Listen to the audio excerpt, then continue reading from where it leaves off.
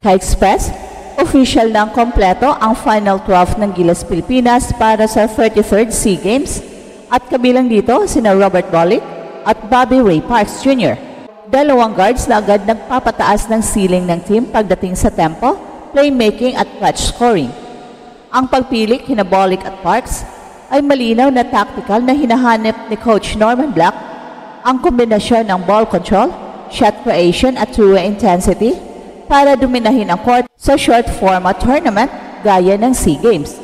Ang pagbabalik ng dalawang ito ay nagbabago ng narrative mula sa isang hastily assembled roster naging isang lineup na may malalim na guard rotation na kayang mag-set ng tempo, mag-exploit ng mismatches at mag-deliver ng instant offense. So Robert Bolick ang nagbibigay ng tempo control at clutch playmaking, kayang i-manage ang game clock, mag-construct ng sets at magbukas ng driving lanes para sa wings.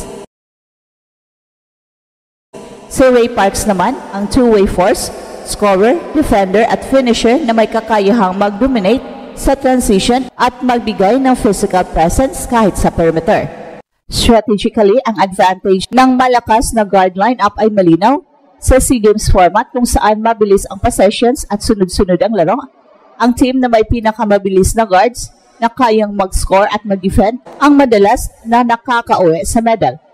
Kapag tumatakbo ng maayos, ang Bolick, Parks, Ravenna triangle, mapipilitan ang mga kalaban na mag-adjust ng rotations. Magbubukas ito ng space para sa cutters at bigs tulad ni na Abu Chatter at Justin Chua para kumita ng high percentage attempts sa loob. Ito ang practical blueprint ni Coach Black: tempo first, spacing focused, at switch-ready defense. Hindi ibig sabihin na perfect na ang lahat. May issue pa rin sa chemistry at conditioning dahil kakapitan pa lang ang roster at may compressed schedule. Pero ang depth sa backcourt ay nagbibigay ng flexibility sa minute management at contingency kung may injury o foul trouble. Sa madaling salita, ang presence ni Bolick at Parks ay nagpapalakas ng posibilidad na makuha ng Gilas ang gold kung ma-maintain nila ang identity, fast breaks, early offense at matibay na perimeter defense.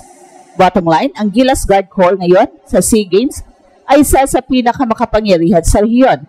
Kombinasyon ng control, explosiveness at clutch gene. Kung mananatili ang disiplina ni Coach Norman Black sa rotations at game plan, seryosong contender ang Pilipinas para sa gold. Well, sa madaling salita, para sa mga basketball fans, kumpirmadong mas lumalakas pa ang Gilas Pilipinas SEA Games squad matapos i-reintegrate si Bolick at Parks sa final pool ni Coach Black. At sa papalapit na 33rd SEA Games, ang Pilipinas ay pumapasok bilang heavy favorite para sa gold.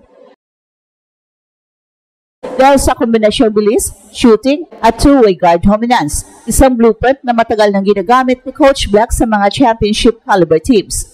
At ngayon, may armas na siya para ulitin yon sa international stage. Ang pagbabalik ni Bolick at Parks ay hindi basta headline, ito ay competitive shift. Dalawang guards na may parehong elite level experience, si Bolick na kilala sa kanyang high efficiency shot creation at posisyon bilang primary decision maker, at si Parks naman na multi-positional defender at proven scorer sa Japan B-League at PBA. Sa SEA Games setting kung saan mas mabilis ang pacing, mas maikli ang preparasyon at mas mahaba ang guards sa pagdictate ng tempo. Ang presence nila ay game-changing. Hindi lang ito tungkol sa pangalan, tungkol ito sa sistema. Si Bolick ang magiging organizer ng offense, control sa tempo, execution sa half-court sets, at kakayahang gumawa ng shots sa clutch moments. Sa international play kung saan importante ang ball protection at decision-making, malaking bagay ang veteran presence niya. Si Parks naman ang magiging perimeter enforcer, may kakayahang mag-score sa loob at labas, umatake sa transition at magbantay ng top guards ng Thailand at Indonesia. Kung ang tema ng Gilas ay speed kills, si Parks ang living example nito, mabilis, physical at efficient.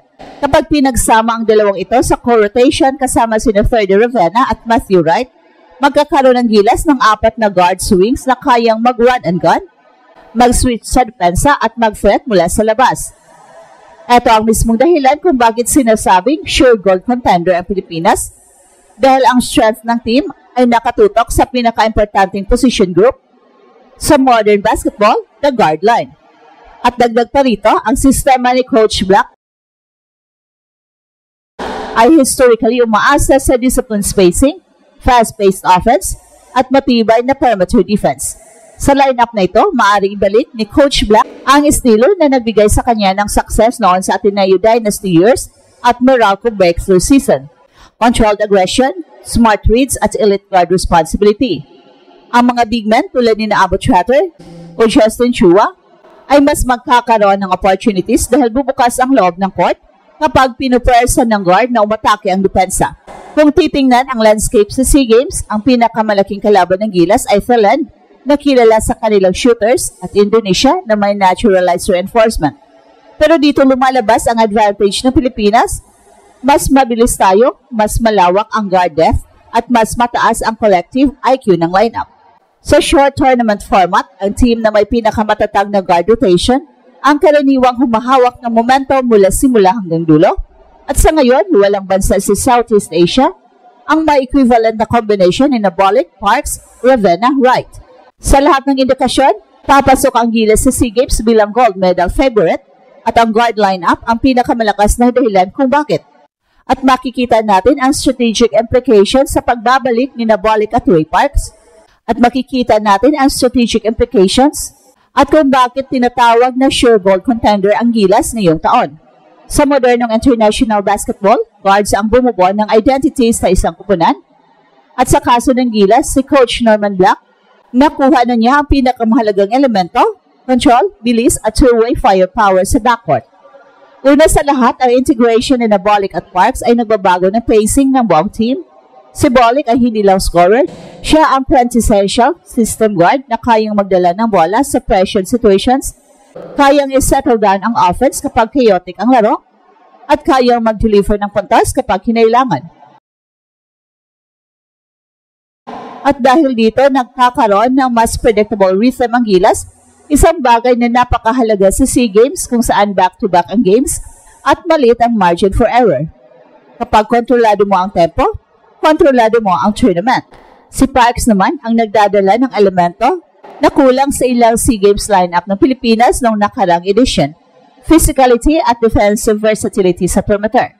Sa pagsabay niya kay Ferdo Ravenna, nagiging mas malawak ang defensive coverage ng Gilas, mas marami siyang kayang i-switch, mas maraming passing lanes ang nasasara, at pinaka-importante, mas komportable ang mga big men dahil hindi nila kailangang saluhin ang lahat ng defensive breakdowns. Nababawasan ang pressure sa interior. At ang resulta, mas solid ang overall team defense. At ito ang Express Info kung saan bawat kwento, ginulat ang mundo. Don't forget to like and subscribe.